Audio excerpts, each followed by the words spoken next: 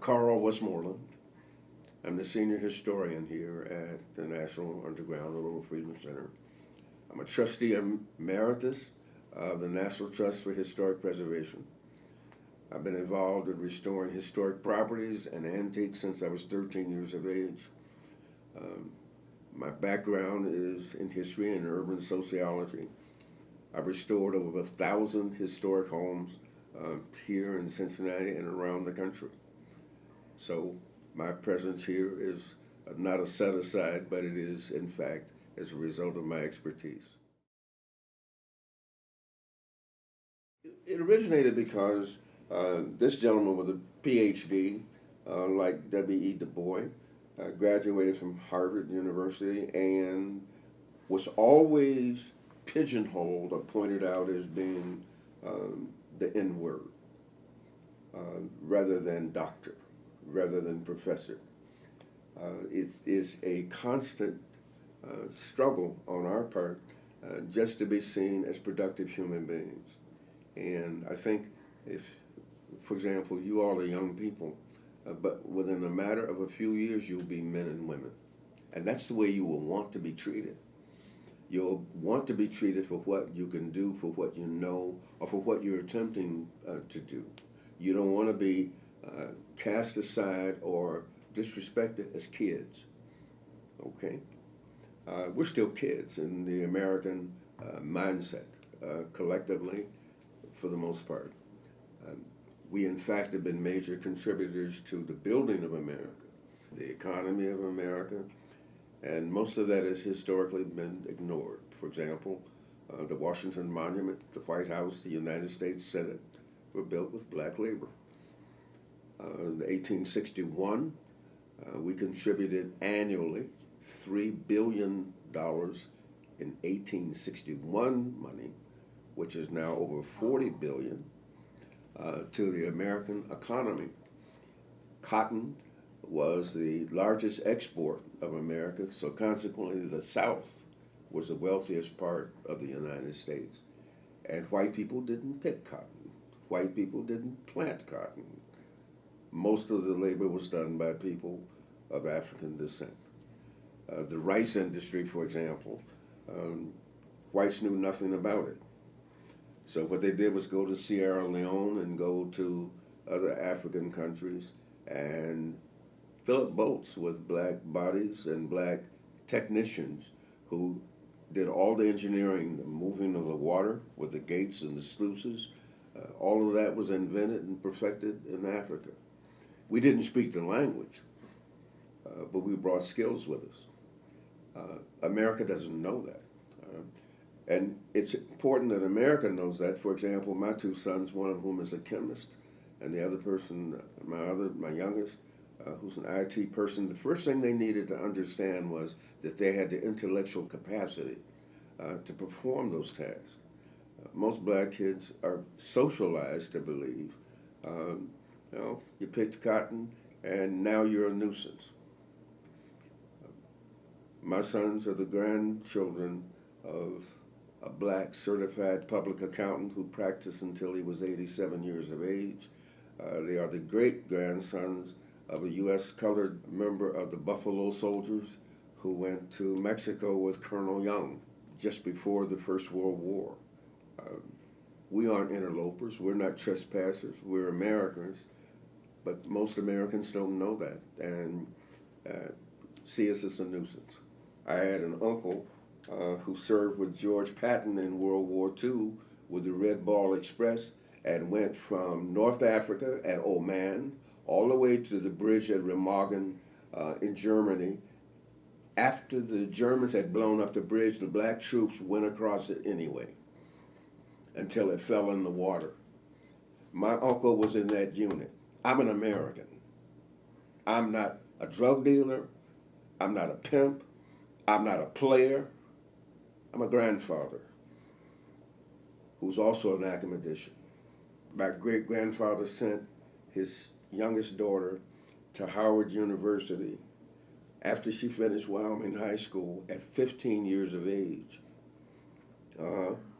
As she graduated from Howard University School of Nursing at 19 years of age, And she was on this waterfront where this building sits right now, and chest waiters in 1937 as a public health nurse, and she served as a public health nurse until I graduated from high school in 1960. Can you imagine?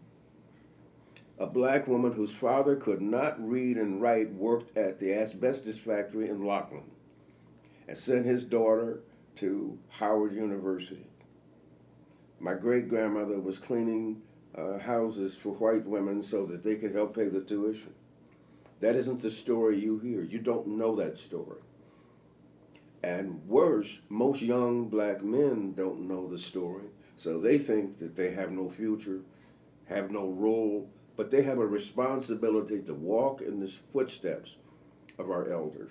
And the only way we can do that is to continue to tell them that. Each one of you has a role model. Each one of you has somebody you respect. Some days you don't like them, but you respect them.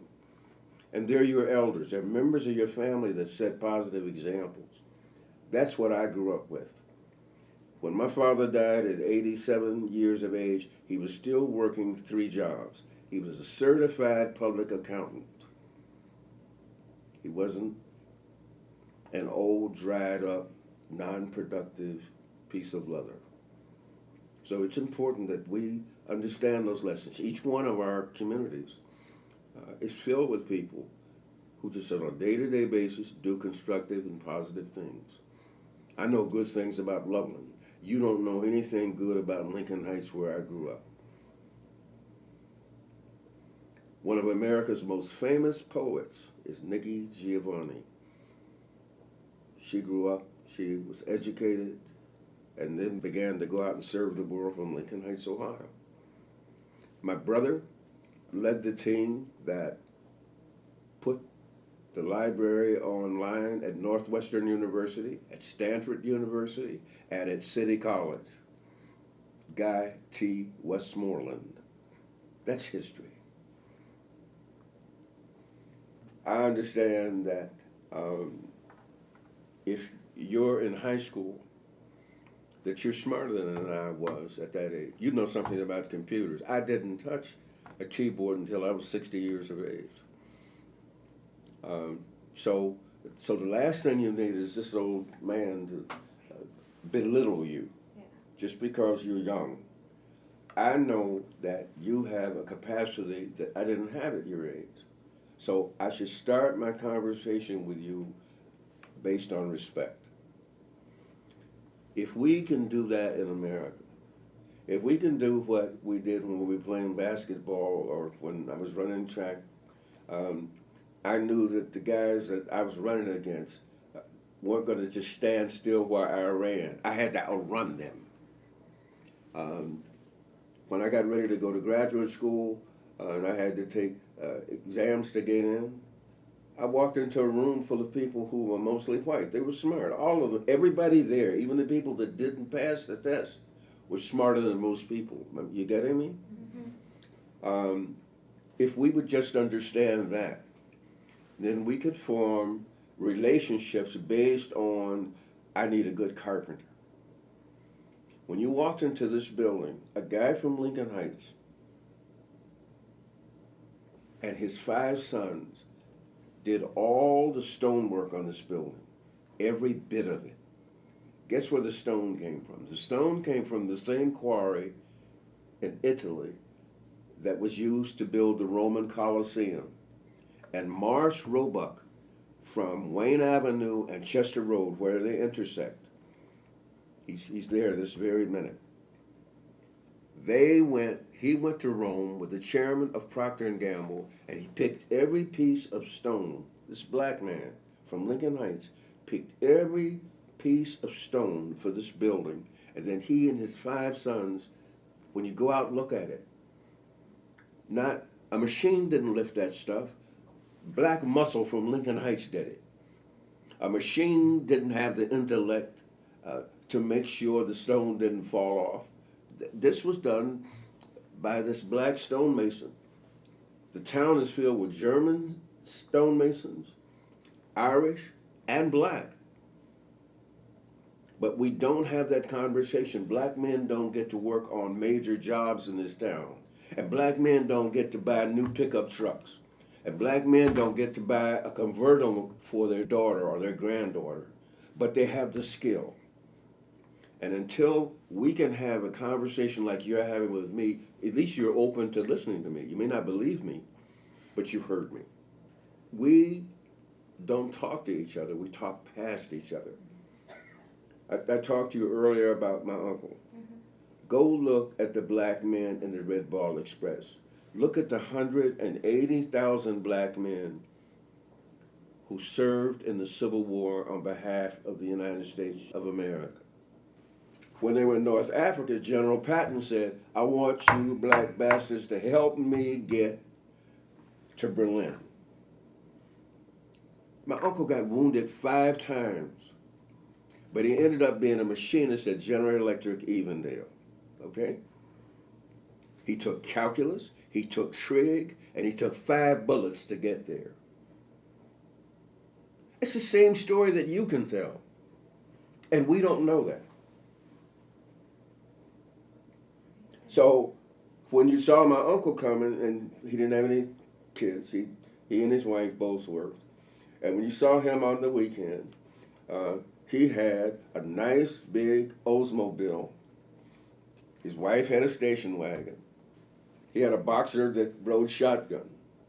But he was programming machine tools that they were using at General Electric Evendale. All right? So he has the same kind of resume that the elders in your family had.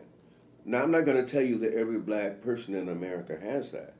But most of us do. Most of us are just like you, good at something. I went to Woodlawn Elementary School on Wayne Avenue. And when I went to college, most of the white guys that I went to elementary school with had gone to Laughlin. And at Laughlin, they had advanced vocational programs. So these guys were machinists and tool and die makers and stuff. And, you know, I'm off in school reading books.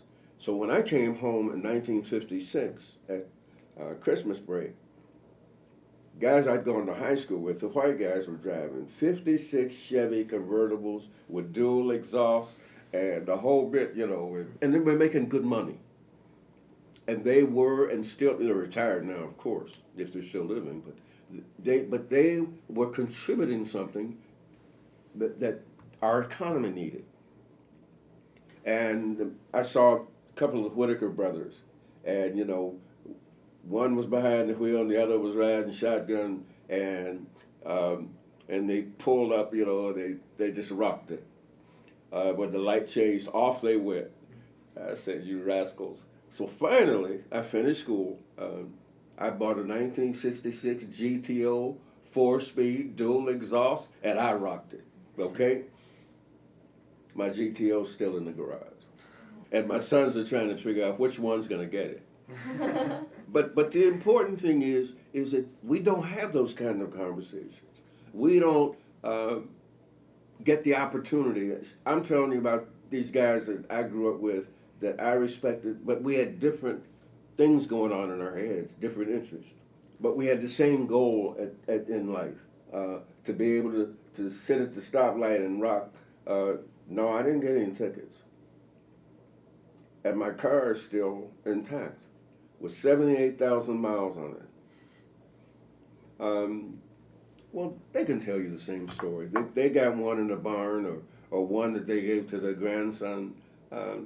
That's what America can be about. That's what I want to see. I want to see just us have a fair and honest opportunity to be good at something.